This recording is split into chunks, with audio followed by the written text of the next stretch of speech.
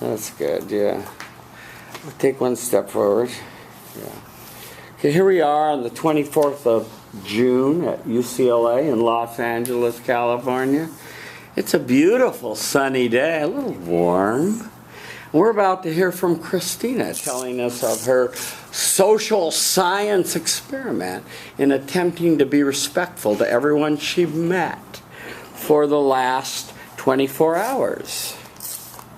And we're going to start, before you start, we're going to remember a couple of things.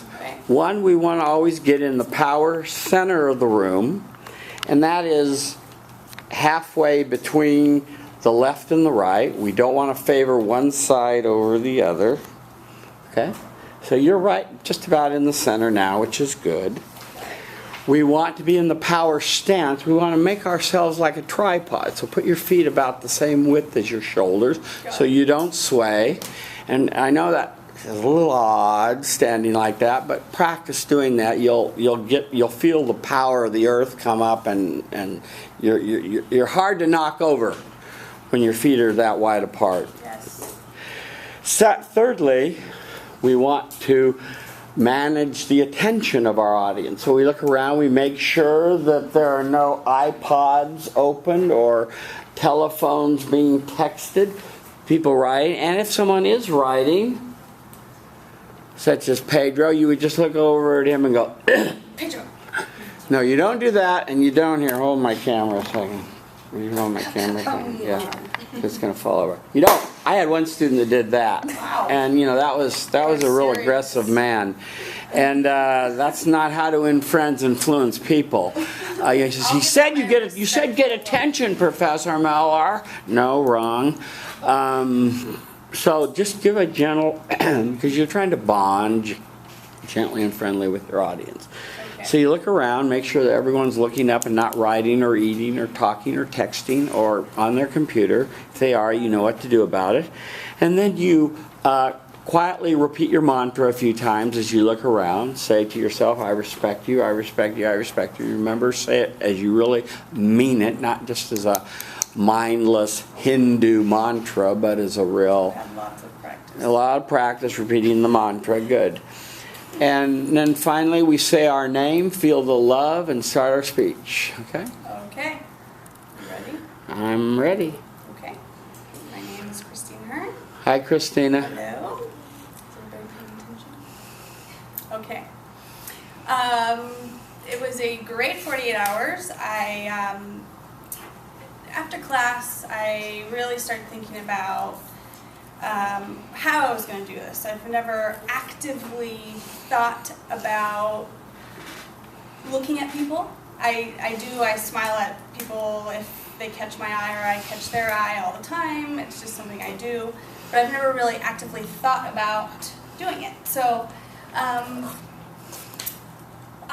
my thought was, coming out of class, that different environments and different age people would produce different reactions. So I wanted to get the biggest and most diverse group of people to test my hypothesis. So I started right after class and walked down the stairs, and I parked in parking structure 3, which is North Campus.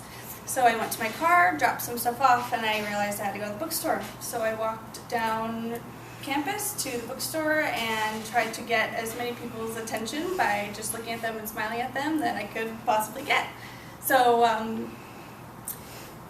earphones and phones are not the best things to have when you're trying to get people's attention and smiling at them.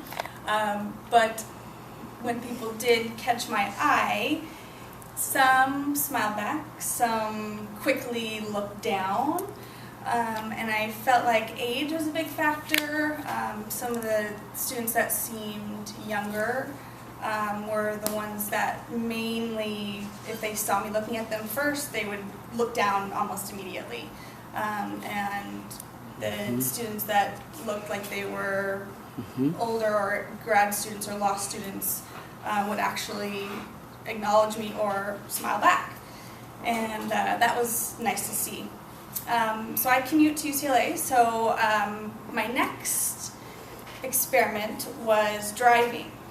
And I left school at 4 o'clock, so going from here to Orange County is quite the feat during that, so I felt like it was semi-safe to be looking out at people outside my car.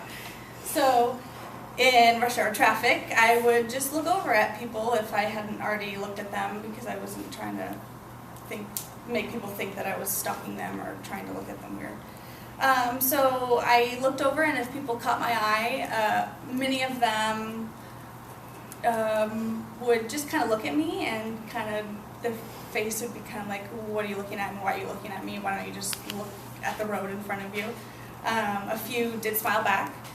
And I had to be very cautious about looking at them more than a couple of times because we're all very close on the freeway, and different people next to you is not a common thing that happens. So once I got home, I actually spoke with my parents about how or where I should go the next day on Tuesday to do some more experimenting. So they said, why don't you just go over to the mall and try there? So I said, that's a great idea.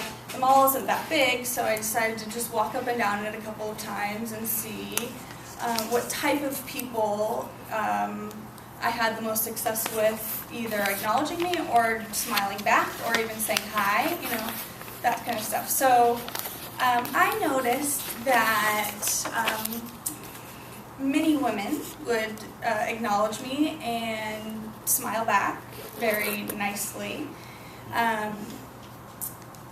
Men, if they were by themselves, would smile at me, but if they were in a couple with a woman, they would go out of their way to look the opposite way, which I guess is good. So I didn't get any looks from men with women or children. Good.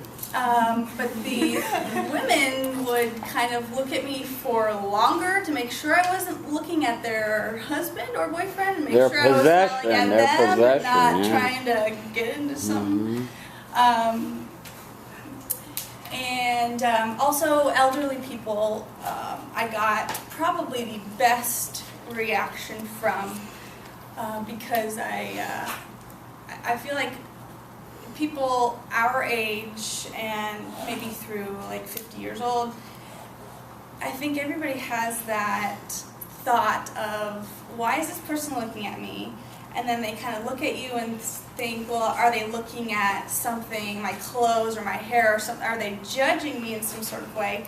And once you break through that barrier of the respectful look and just being friendly, then they're more than welcome to say hi or whatever. So I had a lot of people, once they realized that I was respectfully looking at them, and if they were walking next to me or around me, they'd actually say hi, and I said hi, I'm not. And I explained to some of them what I was doing, because after walking a few laps up and down the mall, I was starting to get, this was the ugly part of my project, because I had to make probably like 4 or 5 up and downs, and so I started seeing some of the same people, and they started getting super creeped out, I think, and thinking I was probably stalking them, and so they'd kind of grab their kids and just shuffle on by and make sure I was not being a creep. So, overall, I think I had great success with the project, other than maybe looking like a creep in the mall and in the car. I didn't really have a lot of people, like your story, yelling at you for, the crabby old lady yelling at you. I didn't have, thankfully, a lot of negative. I had just some looking down from students. I think some young people, teenagers especially, that don't have high self-esteem, also quickly looked down if I look at them too. So I I think that I tested my hypothesis and proved that different environments produce different results, and also age provides different results as well. So Okay, good. Very fun. Thank you. And, yeah, thank you. Okay, stay up there. Now we give feedback, so stay up there in the center of attention. Got it. A little more that way. Good, yeah. And we'll start in the rear here with Pedro. Stand up, say your name, and say what you liked. Hi, hello, I'm Pedro. Hi, Pedro. Yeah, I like the way you did the experiment, like trying the experiment, the non-verbal respect you in different places. I think it was like a good idea to have like different results and compare. Okay. Improvement? How can she do better? So, okay, Say your name. Hi, my name is Devanshu, and Hi, Devanshu.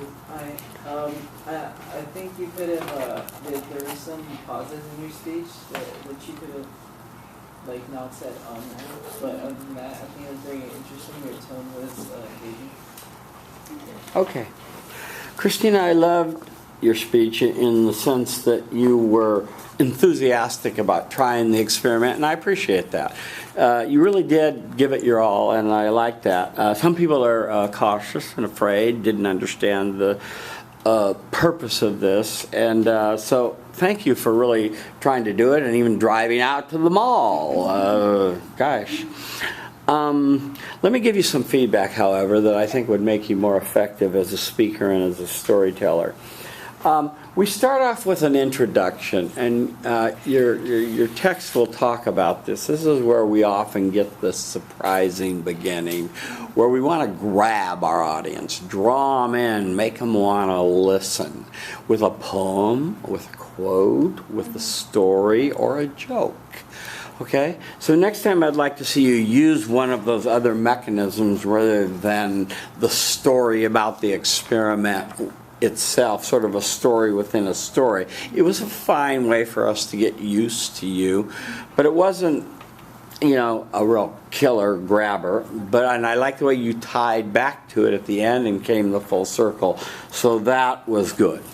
What I would have liked better was you to make a contract with the audience the way Steve Jobs did and say, today I did this experiment and I'm going to tell you 3 stories or 3 things I learned, or to use the wording of the prompt, the good, the bad, the ugly. And then make that your promise to the audience and then do it. Okay? So, and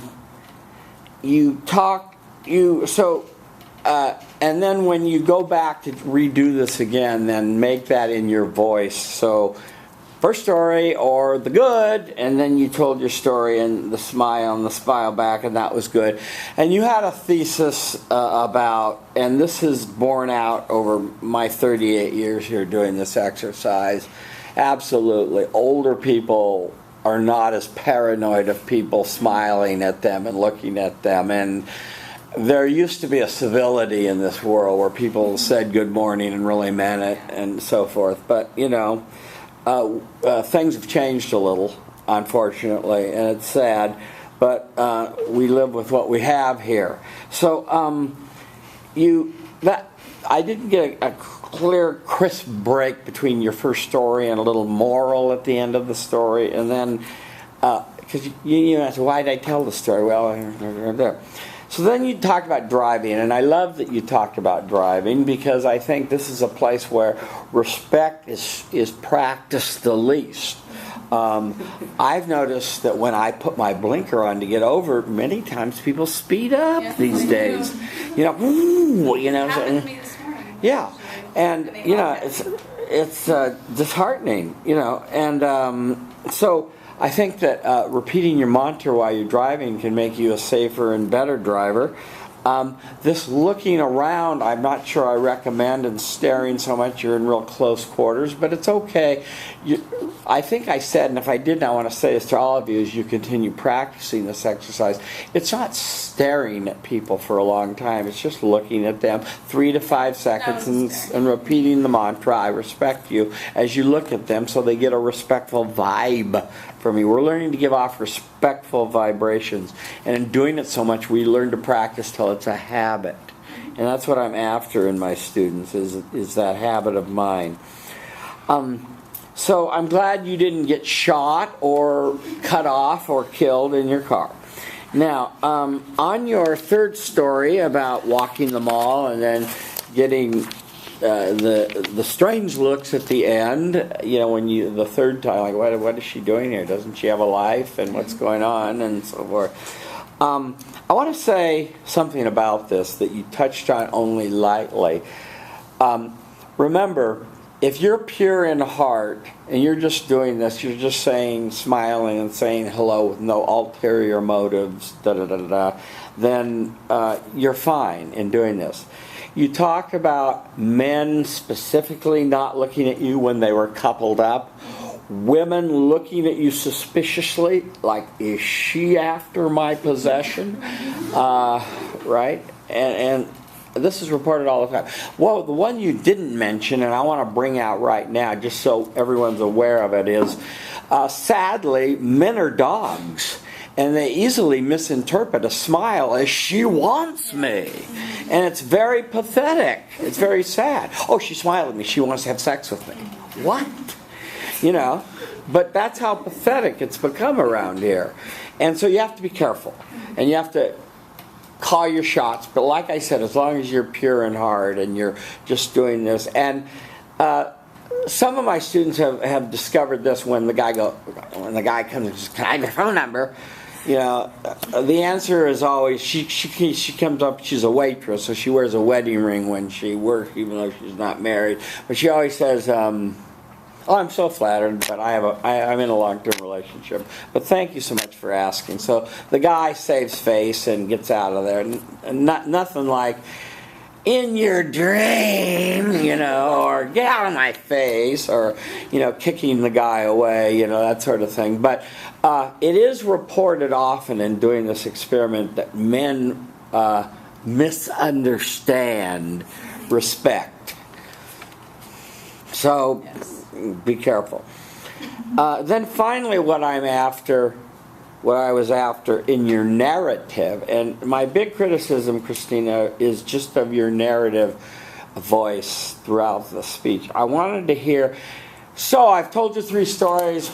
What did I learn after all this? So we know right where you are in the prompt, see? And I learned 3 things. 1, 2, 3, and knock them off. Otherwise, it more seemed like kind of a stream of consciousness, James Joycean kind of thing that we don't really want. We want to be a little clearer. And then you did do a good tie back to your experiment, which I liked, and that was good.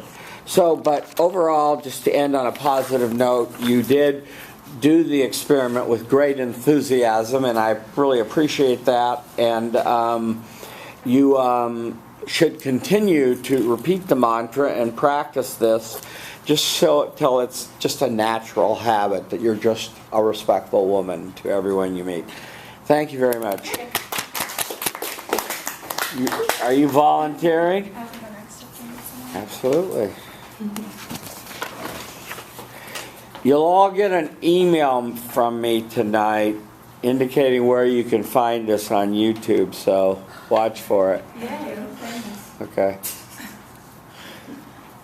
My name is Sienna. Hi, Sienna. Hi. So in Italian, the word for sunflower is girasole. And I've always really liked that because it has a vitality to it, but I also think it literally means turn towards the sun. And it was an image that I kept coming back to doing this experiment because I found that the more I practice this non-verbally communicated respect, the more people tend to turn towards me and just open up. within minutes of trying this with my janitor at my job, she had her phone out and was showing me pictures of her mom and her sister in Oaxaca in funny hats because it was her mom's birthday. But I think actually the most poignant part of this experiment to me was seeing how my new habit rubbed off on my boyfriend. We've been together for 5 years, and as some of you may know, that's just long enough to habitually take someone for granted. And so having me focus all day about trying to communicate my respect and my love for him, albeit in a nonverbal way, it was something that he picked up on and actually said that I seemed happier and more engaged, and asked me what was going on, and then I explained to him. But it really just kind of pointed out to me that it's not only important to do this with strangers, but it's really important to turn and kind of open up to somebody who you think your connection is really strong with. Unfortunately, not all of us can be sunflowers. I found that this experiment turned some people into living, breathing versions of the Heisman Trophy. Like one of these. And I ran into that kind of early on in my day yesterday. I'm actually a nurse's assistant, and part of my job is to bathe people. And so I was helping a gentleman get ready for a shower and trying my best to convey my respect for him, in brief but purposeful eye contact. But as our interaction progressed, I could tell that he was getting really agitated until finally he actually asked me to stop and step away. And so I did. And I asked him, I can tell that you're upset. What is it about the interaction that we were having that got you so agitated? And he actually said, you look me in the eye. And I apologized, and I explained this experiment that I was trying to do, and I was actually just trying to convey respect to you. I'm so sorry, clearly I fumbled the ball somewhere. How is it that you want me to respect you in these nonverbal situations? And he actually said that, in my culture, avoiding eye contact is respectful. We don't look our superiors in the eye. And here you are, I'm going to be naked in front of you in just a minute, and I depend on you to bathe me, and I've never been more vulnerable or embarrassed. I already feel fairly impotent. And it feels like when you make eye contact with me that you're trying to assert a dominance over me, and that's just not what I need in this situation. And so I'm glad that I asked what it was that I had dropped the ball in our nonverbal communication somewhere. So I was able to kind of melt down that Heisman pose, and we were both able to continue on with having a shower, and he was actually able to have a good day. Unfortunately, in my quest to spread nonverbal respect throughout LA, I did encounter one vampire. One of those people who mistakes just common decency, in this case nonverbal respect, for an open invitation to cross the threshold and just invade your personal space in general. This specimen happened to be in line with me at Subway, and I made purposeful yet brief eye contact, and I thought our interaction was over, if only. A moment later, I felt his hand on the small of my back, only to have it followed up with this stunner of a line. Let me know if this works for any of you guys. I see you have dinner handled. What are the two of us going to do about breakfast? I immediately felt violated and stepped back and asked him to do the same. And in that moment, I realized that I had used almost exactly the same physical and verbal communication cues that my patient had used with me earlier that day. I had been his vampire. I had made him feel that violated, even in my attempts to be respectful. And yet here I was turning into my living, breathing version of a Heisman in the Subway. And so what I've really taken away from this experiment is that when it's executed properly, respect, even nonverbal respect, can create a feeling and place of safety and openness. But if any part of it is fumbled, or if it's absence at all, both people can really feel violated, one or both of the people involved.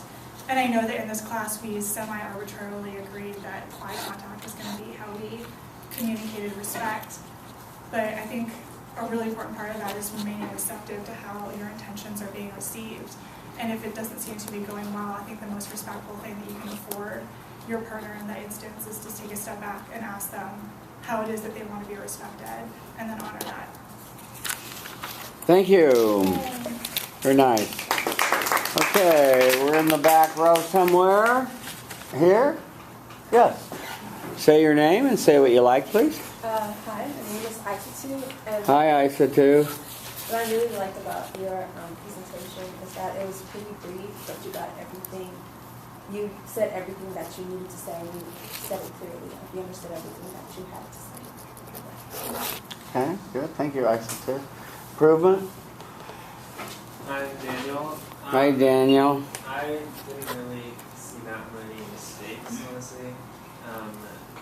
Maybe your your good example was a little confusing that it was good. It seemed a little negative at first, but other than that, it was good. Nothing else. Okay, thank you, Daniel. Sienna, let me give you some feedback. I really liked your speech and your stories. I thought they were wonderful and well told and very compelling. I looked around the audience and you had them in the palm of your hand, and that was excellent. You started off with the Italian word for sunflower, and I would have liked to have more vividly, I liked your ending, but I would have liked you to have said something about the sunflower in the end and tied it back in and make a full circle with it, because that was your most vivid early image, and so let's come back to that. So if you start with a poem, a quote, or a story or a joke, come back to it in the end. But I loved the opening. It was great. Turn toward the sun. It was, wonderful. So what I didn't get as much as I would like is that first contract, that thesis preview. And if you don't have it in your paper now, folks, write it in now, because follow the prompt exactly. So today, ladies and gentlemen, I'm going to tell you about my experiment. And I know you were using flowers and rays and metaphor, extended metaphor, to try to do it that way instead of the good, the bad, the ugly, which is I stole that from a Clint Eastwood movie, by the way. Yeah. But just give us a preview. There's going to be. I'm going to give you three. I'm going to tell you three stories of what happened and what I learned, and then so we kind of have a contract with you. Okay. So on your first story about the new janitor and the respect being perceived and opening up to an almost stranger and showing pictures of the children and stuff was wonderful, and it's what I was after. That was good. The 5-year itch or whatever with the boyfriend and the boringness and the taking for granted. There's got to be a renewal throughout a long relationship, and and you were doing something fresh and different. And that was good, and it was a good story, so I liked that. Just a little moralish thing at the end, just a little, so I learned that, with my boyfriend and with the people at work, this worked well. But not everyone is a sunflower, and then you transition in. So my second story, and I loved your metaphor of the Heisman Trophy, and your nursing home story was just wonderful. It reminds me of a faculty member that we have had. She passed away, sorry to say, but Dr. Andrea Rich was our interracial communication expert. And one of the things that she was asked to consult on when the LA City schools were first integrated was she met with the teachers, and the teachers were saying, I don't trust these little black kids. They never look me in the eye.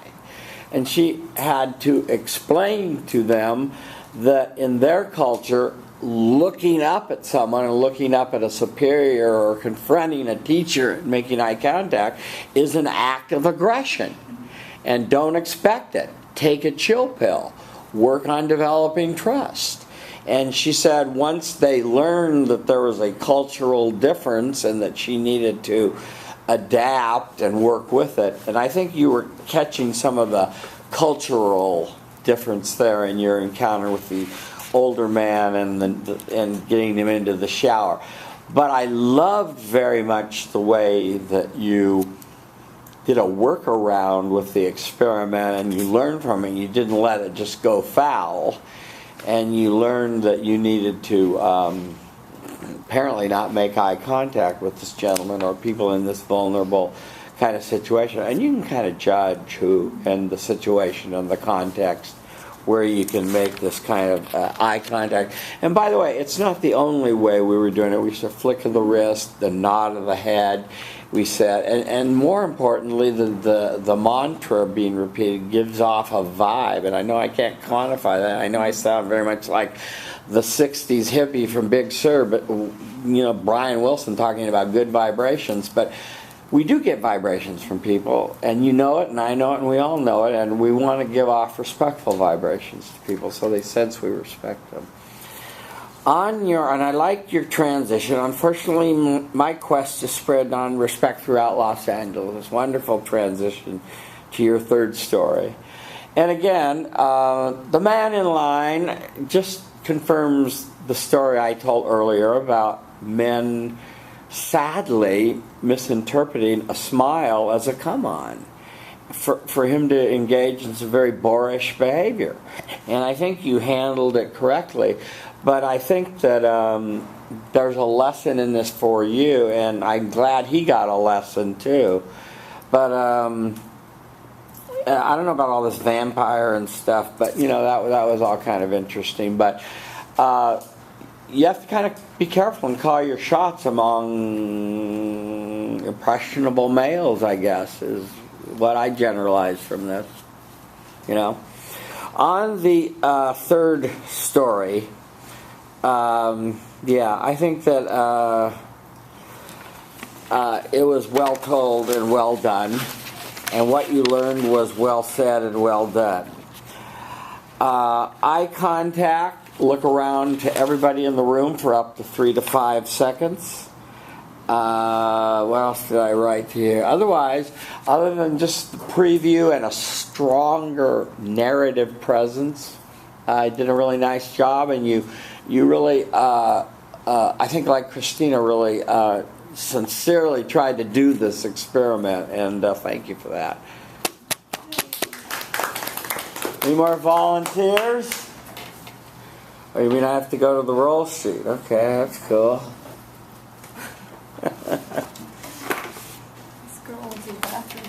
Maybe I could call on her, huh? Okay. Sherry, do you want to go next?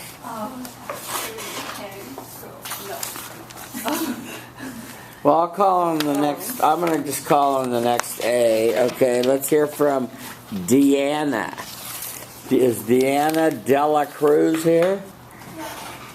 Deanna is ready to speak. Good, thank you. Hi, Deanna. Oh, one more thing. I did write down. Let me put this away before I lose it.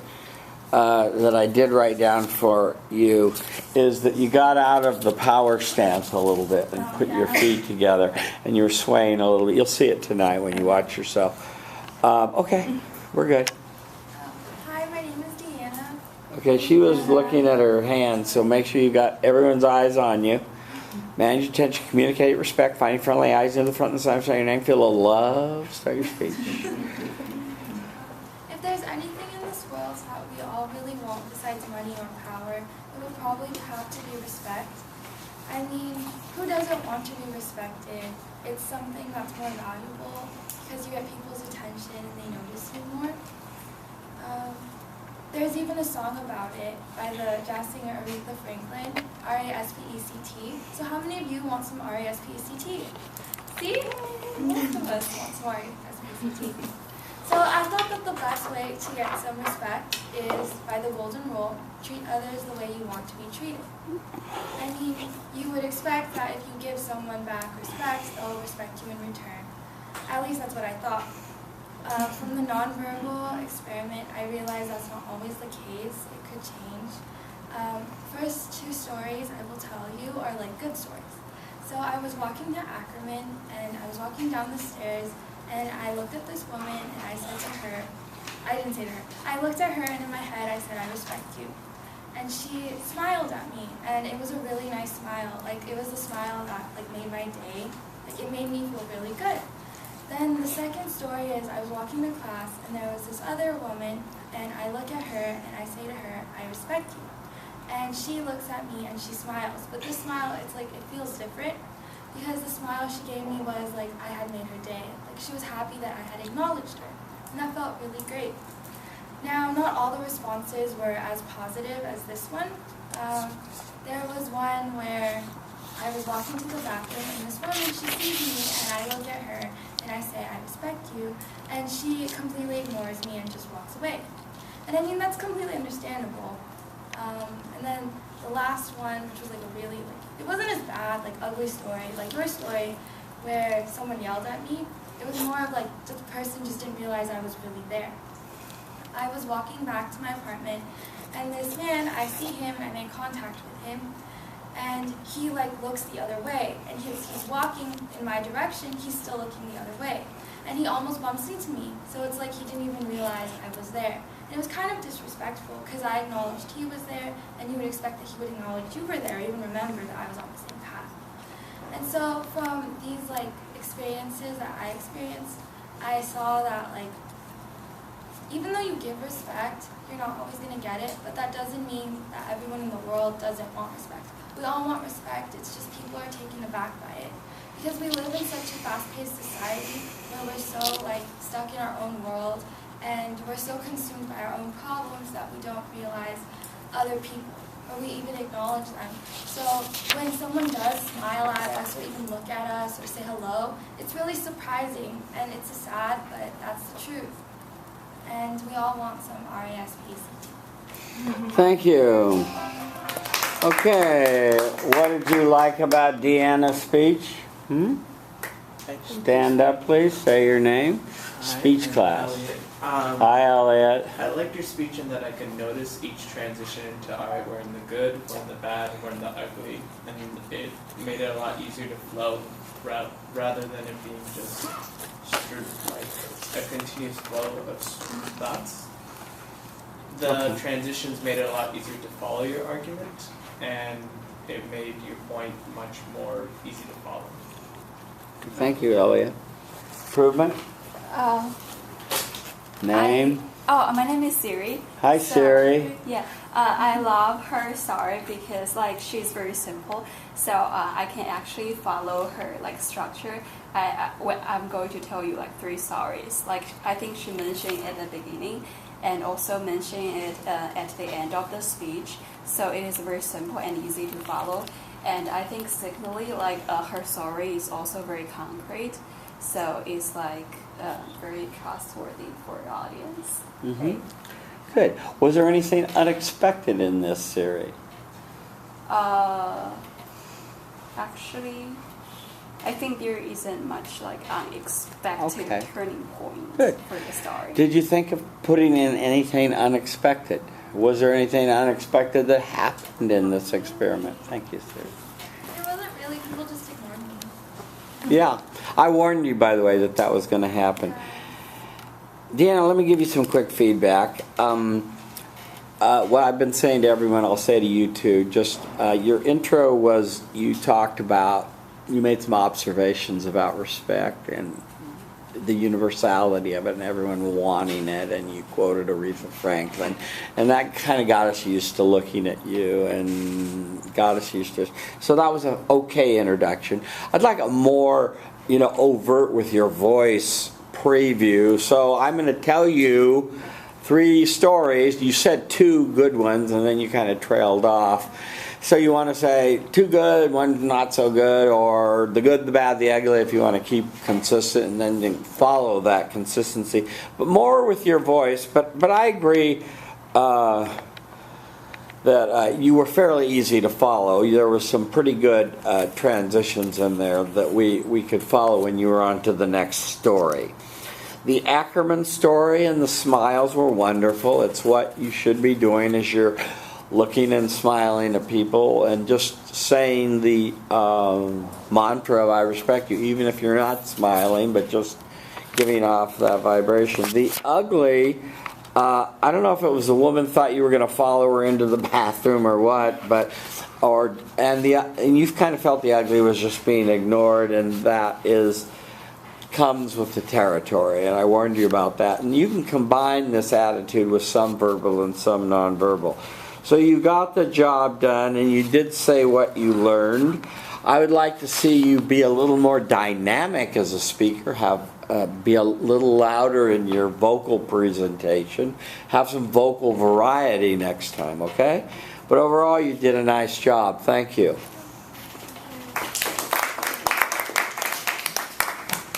Okay, let us hear from I'll go next. Siri. Will go next. Who was I going to call on? I was going to call on Yi Tung Ong. Is that you? No, okay, that's Siri. Go, Siri. I actually have to leave. I have my classes at 3. Okay, so, Scheduled it with. well, thanks for joining us. Thank you. And I guess, can I email you about signing up? Sure, Okay. sure, no problem. Bye-bye. Bye. Hi, Siri. Hi. Okay, power stance, feet a little wider apart. Managing attention, communicating respect, finding friendly eyes near the front and center. Say your name, feel the love, start your speech. Okay, hi everybody, and my name is Siri. Hi, Siri. Apple Siri. So, in the last 2 days, I treat everyone I meet with respect. Some of them reply me with the same respect I have. I feel very pleasant about that. And some of them like very indifferent and ignore my respect. Yeah, I also feel okay about that.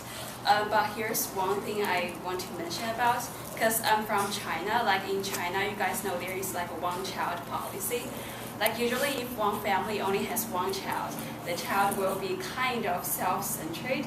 So in this process, I really learn respect and like stay back, really trying to walk into other people's shoes.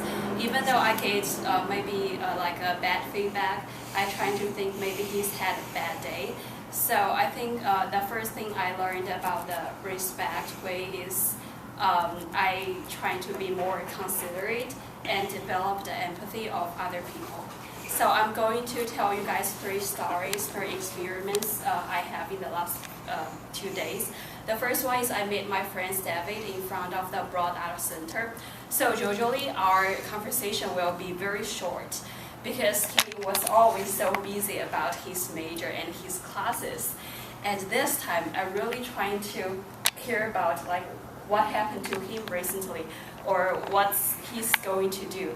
And I asked a few questions about him. He said, okay, I was preparing for law school and I'm going to take like 8 classes this summer. Usually I'll ask for his opinion about my major or what's happening to him because I really admire such like a very such person with very high academic score, very good at everything. And this time I really trying to ask, okay, how many classes are you taking or like what happened to you? And this time our conversation actually went longer and he even invited me for dinner at the end. So I feel very good about this one. And the next one is I met another friend in the gym. I took a rest on the sofa of the gym, and because we were very close before to her, and this time I asked her, hi, I haven't seen you for a long time. And I really emphasized the long word to show my respect, and I miss her a lot. But he just turned her like head slowly to me and said, no, I'm not staying here for summer session A, just for internship. I would be very mad if I don't practice the respect approach. But this time I didn't. I just stopped the conversation. And when I stood up, like I saw a boy like sit with her. Maybe I think that's her like new boyfriend, and she's too shy to introduce his new boyfriend to me. So I didn't get mad at her. And the third example is when I walk into the bathroom and I try to show my respect to the cleaning lady, and I said, okay, thank you so much for your work. The bathroom like was so clean, and he actually didn't look at me and just turn her head away. And at the end, I think maybe it's like one day exhausting work, like make her feel very exhausted at it. So what I learned from the be respectful to everyone I meet is trying to sit back and being considerate and walking into other people's shoes. Maybe they have other situations, or maybe they have some bad things happen in their day. So. Thank you. Good stories. Okay, where are we? Here? Yes, please. Hello, everyone. My name's Richard. Hi, Richard. And at first, I think her speech is very successful because she smiled all the time and she has eye contact with us. And I think her example were very simple and credible. So that's all. Okay, good. So she got down to the core of the stories. Let's go here to the end. Deanna, is it? How can she improve? Your story was really good. I feel like you kind of rambled on with the first story. But other than that, like, the details were very good. Right. Siri, I think it will help you. I like your presentation and I like your sincerity and your story. We're running out of time, so I'm going to make this quick. I agree with Deanna that your first story was a little bit long and rambling and didn't get to a moral or a point, and it was just a little too much detail. And if you put this in an outline form where you have each example is a paragraph, that will, you know what I mean by a paragraph? You have each example in one paragraph. This will help keep them distinct for you in your mind. And help remind you to tell a moral at the end of the story. So I learned that that was good and so forth. And then your second story about the law school kid, you respected him and you thought that was good and this sort of thing, and so that was good. Now your second example, what you ended up doing was understanding a lot when you were rejected or not talked to very much, and I think that's good. I think that's right. I think people have a lot of things on their mind and to do and that sort of thing. And maybe she didn't want to introduce her girlfriend or her boyfriend or whatever it was, so and that was unclear. And on the custodian, I think this is real tricky business to, when someone's cleaning a toilet, to say, oh, you're doing a fabulous job getting the feces off the bowl, you know, because it's kind of tough work. So maybe outside the bathroom, just say, thank you for all your help in a more general way rather than a more specific compliment. Yeah. Right in the middle of the act maybe that of was clean. random. Yeah, maybe because they're not so happy about what they're doing. And then you summed up with what you learned. What I would have liked to have seen was some tie back. Do you know what I mean by tie back? No, you don't. You said you didn't start off with a poem, a story, a quote, or a joke. Yeah. To grab your audience. I think I start with a background information. Yeah. What I'm thinking about. Okay, and so you kind of talked about, you just launched right into what happened to you. You launched right into your results, right? Okay. So start with some story. So, folks, I tried this experiment of, you can just tell it as a story, or you saw some people use, sunshine in Italian, or other people use quotes that they tied back to in the end. See, that would have made you more effective.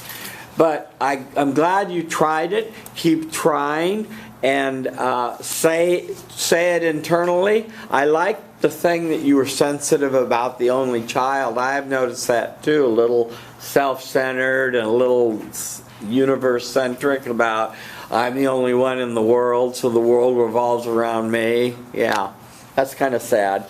But you did a good job, Siri. Thank you. Okay, our work is done. We will finish up the rest of the respect speeches next time and start the intro speeches. Who does not have a study buddy? One person, you don't. Okay, so can you two be study buddies and trade emails and phone numbers? And be sure to follow the prompt very closely, the 7 parts to the prompt, and you'll hand me the outline before you begin. Any questions? Okay, thank you. Return with honor. So we're going to finish these respect speeches? Yeah, so hang on. If you didn't get to do your respect speech today, hang on to your little essay and you'll hand that to me on Monday.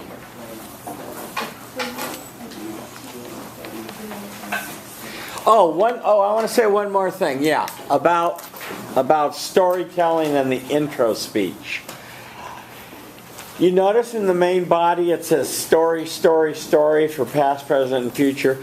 It's your job to kind of pull stories out of your study buddy more than just facts. And that's hard to do because they'll want to say, oh, I went to Sequoia Junior High School, and then I went to Taft High School, and then I went to Miracosta Community College, and then I transferred to San Jose State, and then I came to UCLA. They'll want to just give you facts and not stories. And you want to be able to repeat stories that they tell you about themselves. So demand that your study buddy give you stories. Okay? Okay, thank you. Oh, Professor, I really love your shape of the glasses. Oh, thank you. Yeah, that's so nice. You, some people ask me where I got them. Right? Yeah, it's very classic. You can get them on Sunset Boulevard. Sunset Boulevard? Yeah, that's right up there. Antique shop? Yeah, it's called Oliver Peoples. Okay, so You want to write that down? Oliver Peoples. It's on Sunset Boulevard. Thank you. Sure. So on Monday after we finish the rest of these speeches, are Yeah. we going straight into the Intros. speeches? Yeah, uh-huh. Yeah. Oh, do you want to The paper you said, chapter final and midterms, chapter 4. Yeah. There's only 6 Yeah. I know you got the wrong book. The book has 6 chapters, and then the new one has an epilogue that's on education and on do I just need to write my business. email or? Is that the one you bought? Let me see. So we have to read one chapter every Week. Yeah, yeah. But read, it's easy reading, so just start reading.